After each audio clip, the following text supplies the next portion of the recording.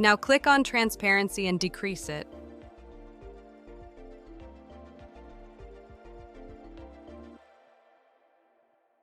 And that's it, we've finished our text reflection effect.